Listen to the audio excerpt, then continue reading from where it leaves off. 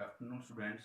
Today we are going to studying about the PMMC, Permanent Magnet Moving Coil Instruments. Some student asked me to make the video on this topic. So today we are going to studying about the PMMC. So let us start. We will take PMMC instrument. So here this PMMC means permanent magnet moving coil. So in this instrument there are two things. One is permanent magnet like this north pole and south pole, and other is moving coil. Okay, so that's why this type of instrument termed as permanent magnet moving coil. So here is my permanent magnet and here is my moving coil. तो इस instrument में क्या होता है कि जो current हम major करना चाहते हैं वो इस मूविंग कॉइल में पास होती है। ओके, और क्योंकि ये moving coil permanent magnetic field में रखी हुई है, तो जैसे कि हम जानते हैं कि according to Lorentz force law any current carrying conductor which is kept in magnetic field will experience a force. That means अगर हम किसी करंट कैरिंग कंडक्टर को मैग्नेटिक फील्ड में रखेंगे तो वो एक फोर्स को एक्सपीरियंस करेगी, and that force can be defined by according to Lorentz force law equation like this.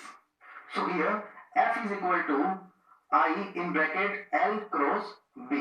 Okay, we will talk about this equation later, so don't worry about this. तो जैसे कि अभी हमने बात की कि हम जिस करंट को मेजर करना चाहते हैं वो इस मूविंग कॉइल में पास होता है, ठीक है।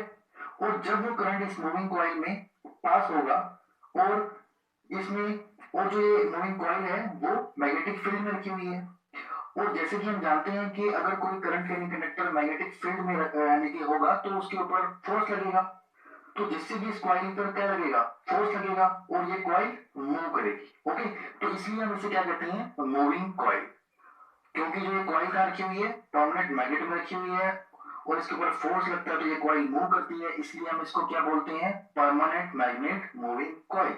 ओके, तो जब ये कॉइल मूव करेगी तो यहाँ पे जो ये स्प्रिंग लगे हुए हैं S1 और S2, ये क्या करेंगे, ये इसके मोशन को वो ये इसके मोशन का अपोज करेंगे। ओके, दैट मीन्स जो ये स्प्रिंग है ये क्या करेंगे, ये यहाँ पे हमें कंट्रोलिंग टॉर्क प्रोवाइड करेंगे। ओके, क्योंकि हमें पता है कि जो डिफ्लेक्टिंग टॉर्क होगी उसका जो अपोज करता है उसे हम क्या कहते हैं, कंट्रोलिंग टॉर्क। तो यहाँ पे जो ये स्प्रिंग है ये इस कॉइल के मोशन का अपोज करेंगे, दैट मीन्स ये जो ये स्प्रिंग है ये इस इंस्ट्रूमेंट को कंट्रोलिंग टॉर्क प्रोवाइड करेंगे। और जब ये कंट्रोलिंग टॉर्क इक्वल हो जाएगी डिफ्लेक्टिंग टॉर्क के, तब क्या होगा, तब जो ये पॉइंटर है ये स्टेडी स्टेट में आ जाएगा like this. Okay, and here we will take the reading from the scale, यहां से हमें इस स्केल से रीडिंग मिल जाएगी। So this is the basic functionality of the permanent magnet moving coil instrument. Okay, तो परमानेंट मैग्नेट इंस्ट्रूमेंट में क्या होता है कि इसमें जो भी करंट हम मेजर करते हैं वो करंट इस मूविंग कॉइल में पास होती है, और ये मूविंग कॉइल कहाँ रखी हुई है, परमानेंट मैग्नेट में रखी हुई है, जिससे क्या होता है कि इसके ऊपर एक फोर्स लगता है और ये कॉइल मूव करती है, और इस कॉइल के मूवमेंट का अपोज कौन करता है, ये स्प्रिंग करते हैं। तो इसलिए जब ये कॉइल मूव करती है तो उससे हम डिफ्लेक्टिंग टॉर्क मिलती है उससे हमें, और जब ये स्प्रिंग उसका अपोज करते हैं तो उससे हमें कंट्रोलिंग टॉर्क मिलती है, ठीक है। और जब ये कंट्रोलिंग टॉर्क बराबर हो जाती है डिफ्लेक्टिंग टॉर्क के, तब पॉइंटर स्टेडी स्टेट में आ जाता है और यहाँ से उस स्केल से हमें रीडिंग मिल जाती है। तो इलेक्ट्रिकल मेजरमेंट के फर्स्ट कोर्स में हमने डिफरेंट टाइप की डैंपिंग टॉर्क और कंट्रोलिंग टॉर्क को डिस्क्राइब किया। तो यहाँ हमने कंट्रोलिंग टॉर्क प्रोवाइड करने के लिए जो टेक्निक यूज की है वो है स्प्रिंग कंट्रोल टेक्निक। ऑब्वियस है कि कंट्रोलिंग टॉर्क प्रोवाइड करने के लिए हमने यहाँ पे क्या यूज की है, ये spring, because the springs are opposes the motion of this coil. Okay, तो यहाँ पे जो कंट्रोलिंग टेक्निक हम कौन सी यूज कर रहे हैं, स्प्रिंग कंट्रोल टेक्निक। और डैंपिंग टॉर्क प्रोवाइड करने के लिए जो टेक्निक यूज की है वो है इलेक्ट्रोमैग्नेटिक डैंपिंग, ठीक है। यहाँ पे जो डैंपिंग के लिए जो हमने टेक्निक यूज की है वो इलेक्ट्रोमैग्नेटिक डैंपिंग, और कंट्रोलिंग के लिए जो हमने टेक्निक यूज की है वो है स्प्रिंग कंट्रोल टेक्निक। तो इस डायग्राम में अगर आप यहाँ देखोगे तो इसे हम क्या कहते हैं, इसे हम फॉर्मर कहते हैं। तो फॉर्मर का मतलब होता है कि जिस पर हमारी जो कॉइल है वो वाउंड होती है, ठीक है। इसके ऊपर जो हमारी ये बीच में आप देख रहे हो ये है फॉर्मर, इसके ऊपर हमारी ये कॉइल है ये वाउंडेड है। ओके, तो ये जो फॉर्मर है ये क्या कर रहा है, ये हमारी कॉइल के लिए कोर का फॉर्मेशन कर रहा है। ठीक है। और ये जो फॉर्मर होता है ये सॉलिड एल्यूमिनियम का बना होता है।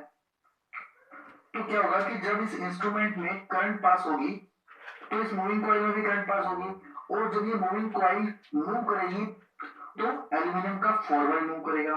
Okay, so and we know that this aluminum former is also a conductor because it's aluminium. Okay, तो इसका भी खुद का कुछ अपना रेसिस्टेंस होगा। ठीक है, तो जब ये कॉइल मूव करेगी तो एल्यूमिनियम का फॉर्मर मूव करेगा, और एल्यूमिनियम का फॉर्मर क्या करेगा, कट करेगा इसको, फ्लक्स को कट करेगा।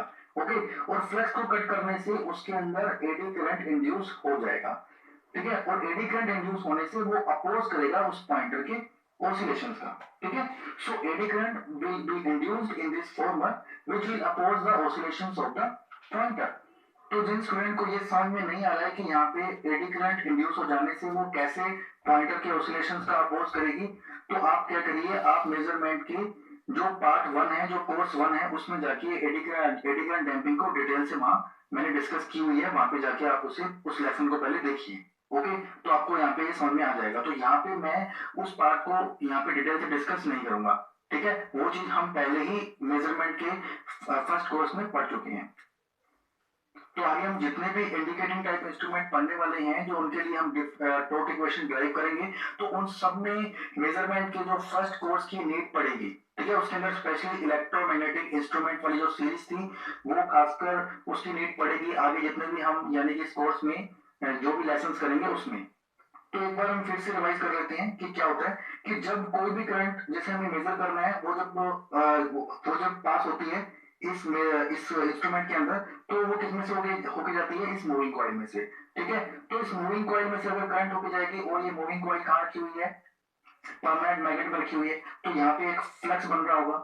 तो जब ये कॉइल करंट कैरिंग कंडक्टर अगर किसी परमानेंट मैग्नेटिक फील्ड में रखा होगा तो उसके ऊपर एक फोर्स लगेगा। ठीक है, फोर्स लगने से ये कॉइल मूव करेगी, और जब ये कॉइल मूव करेगी तो उनका अपोज कौन करेगा, ये स्प्रिंग करेंगे। ठीक है, तो जब कॉइल मूव करेगी उसके मूव करने से हमें डिफ्लेक्टिंग टॉर्क मिलती है, और ये जब स्प्रिंग इसका अपोज करेंगे so that will provide us controlling torque. और इसमें जो कंट्रोलिंग टेक्निक हमने यूज की है वो है स्प्रिंग कंट्रोल टेक्निक, और यहाँ हमने जो डैम्पिंग टेक्निक यूज की है वो हमने यूज की है इलेक्ट्रोमैग्नेटिक डैम्पिंग। ये 2 पॉइंट आपको याद रखनी है। ओके, तो आगे वाला जो लेसन होगा उसमें हम इसकी जो टॉर्क इक्वेशन होगी, डिफ्लेक्टिंग टॉर्क इक्वेशन होगी, उसे हम ड्राइव करेंगे और इस लॉरेंट्ज फोर्स इक्वेशन की हेल्प से। So I think this is so thanks student for watching. अगर आपका कोई क्वेश्चन है तो आप डायरेक्ट कॉल करके मेरे से पूछ सकते हैं। थैंक यू, जय Hind, stay home, stay safe, thank you.